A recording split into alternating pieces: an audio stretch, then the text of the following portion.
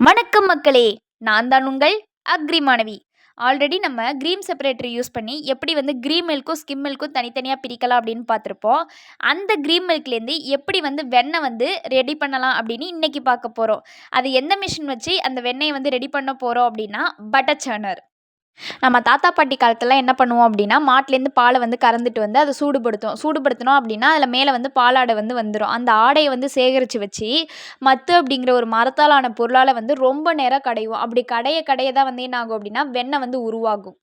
இவ்வளோலாம் கஷ்டப்படாமல் இந்த வளர்ந்து வரும் வளர்ச்சி யுகத்தில் எப்படி வந்து இந்த பட்டர் சன்னரை யூஸ் பண்ணி வெண்ணெயை வந்து க்ரீம் மில்க்லேருந்து பிரிக்கலாம் அப்படின்னு வந்து பார்க்கலாம் வாங்க.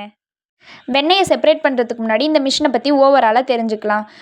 கொழுப்பு நீக்கப்படாத க்ரீம் மில்கை வந்து உள்ளார வந்து ஊற்றுறதுக்கு வந்து ஒரு மூடி வந்து கொடுத்துருக்காங்க. அது வந்து ஸ்க்ரூ மூலியமாக நம்ம டைட்டும் பண்ணிக்கலாம், லூஸும் பண்ணிக்கலாம்.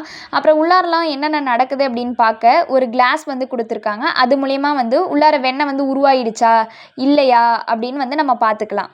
அந்த கிளாஸ்க்கு பக்கத்துலேயே ஒரு ட்ரைன் டியூப் வந்து இருக்குது. அது வழியாட்டி தான் வந்து பட்டர் மில்கை வந்து நம்ம செப்பரேட் பண்ணிக்கலாம். அதாவது மோரை வந்து அது வழியாட்டி நம்ம வந்து வெளில எடுத்துக்கலாம். பார்த்திங்கனாலே தெரியும், அந்த குவளை இருக்குல்ல, அதாவது பட்டர் சர்னரோட சேம்பர். அது வந்து முன்னாடியும் சுற்றிக்கலாம், பின்னாடியும் சுற்றிக்கலாம். அப்புறம் ஸ்பீடையும் வந்து நம்ம ரெகுலேட் பண்ணிக்கலாம். இது 3 பேஸ் மோட்டரால் வந்து ரன் ஆகுது. அப்படி அந்த குவளைக்குள்ளே என்னடா இருக்குது, என்ன அமைப்பு இருக்குது அப்படின்னு பார்த்தோன்னா, உள்ளார வந்து நம்ம எப்படி கையால் மத்து கடைவோம் அதே மட்டும் உள்ளார 2 தகடு வந்து கொடுத்துருக்காங்க. இது குவளை வந்து சுத்த அது மூலியமாக தான் வந்து வெண்ணெயும் மோரும் வந்து தனித்தனியாக பிரியும்.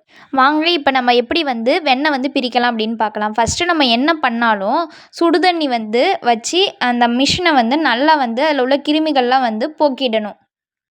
அந்த சேம்பரோட கெப்பாசிட்டி எவ்வளோன்னு பார்க்குறோம். நாங்கள் வந்து 20 லிட்ரு வந்து எடுத்துக்கிட்டோம். இப்போ 20 லிட்ரு எடுக்கிறோம் அப்படின்னா அதில் 45% தான் நம்ம வந்து ஃபில் பண்ணணும். அதாவது 9.5 லிட்ரு தான் வந்து நம்ம ஃபில் பண்ணணும். இப்போ க்ரீம் மில்க் வந்து 9.5 லிட்ரு எடுத்திருக்கோம். அதே மாட்டம் டெம்பரேச்சர் வந்து 5 டிகிரி செல்சியஸ் தான் இருக்கணும். அதனால் வந்து நம்ம என்ன பண்ணுறோம் அப்படின்னா ஐஸ் க்யூபு இல்லைனா வந்து ஐஸ் வாட்டர் இது மாட்டம் வந்து ஆட் பண்ணிக்கலாம். இப்போ 9 லிட்ரு க்ரீம் மில்க்கு, அதாவது கொழுப்பு நீக்கப்படாத க்ரீம் மில்க் இருக்குல்ல, அதாவது அந்த சாம்பர்னு சொல்கிற குவளையில வந்து ஊற்றிக்கலாம். ஊற்றிட்டு வந்து நம்ம லிட்டை வந்து இறுக்கமாக வந்து திருவிக்கணும். திருவிட்டு வந்து 45 நிமிஷம் வந்து ஃபார்வர்டுலேயும் 45 நிமிஷம் வந்து ரிவர்ஸ்லேயும் ஒரு கான்ஸ்டன்ட் ஸ்பீடில் வந்து நம்ம ஆப்ரேட் பண்ணணும். நாங்கள் வச்ச ஸ்பீடு அப்படின்னு பார்த்தீங்கன்னா 25ல் வச்சு நாங்கள் வந்து ஆப்ரேட் பண்ணோம். எங்களுக்கு வந்து 9.5 லிட்ரு பாலுக்கு வந்து ஒரு 2 மணி நேரம் வந்து எடுத்தது. நீங்கள் இப்போ இடையில வந்து அந்த வெண்ணெயும் மோரும் தனியாக பிரிஞ்சிருச்சா அப்படின்னு பார்க்க ஆல்ரெடி சொன்ன மாட்டோம் அந்த கிளாஸை வந்து நம்ம யூஸ் பண்ணி பார்த்துக்கலாம். நீங்கள் இப்போ இடையில வந்து இதுக்கு வந்து டைம் ஸ்பெண்ட் பண்ணணும்னு அவசியமே இல்லை. அந்த ஃபஸ்ட்டு சொன்ன ப்ராசஸ் மட்டும் நீங்கள் கரெக்டாக பண்ணிட்டீங்க அப்படின்னா ஒரு 2 மணி நேரம் 2.5 மணி நேரம் அதை கான்ஸ்டண்ட்டாக வந்து ரொட்டேட் பண்ண விட்டாலே வந்து வெண்ணெயும் மோரும் தனித்தனியாக பிரிஞ்சிடும்.